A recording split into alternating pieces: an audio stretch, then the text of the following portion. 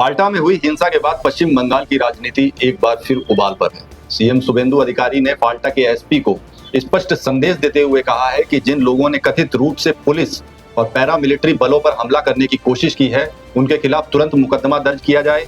उन्होंने कहा कि यदि जांच में आरोप सिद्ध होते हैं तो कठोर राष्ट्र विरोधी और अन्य कानून के तहत कार्रवाई की जाए, ताकि भविष्य में कोई भी वर्दीधारी जवानों के पर हमला करने की साहस न करे।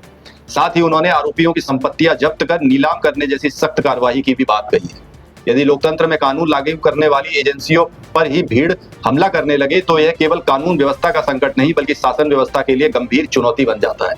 पुलिस और सुरक्षा बल किसी राजनीतिक दल के नहीं बल्कि संविधान और कानून के प्रतिनिधि होते हैं। उन पर हमला किसी भी परिस्थिति में सामान्य घटना मानकर नहीं छोड़ा जा सकता है।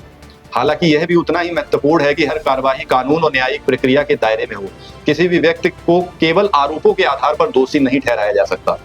जांच निष्पक्ष हो, दोषियों की पहचान साक्ष्यों के आधार पर हो और अदालत के समक्ष मजबूत मामला प्रस्तुत किया जाए। यदि वास्तव में किसी ने सुरक्षा बलों के खिलाफ हमला किया है तो उसके खिलाफ कठोरतम वैधानिक कार्रवाई होनी चाहिए।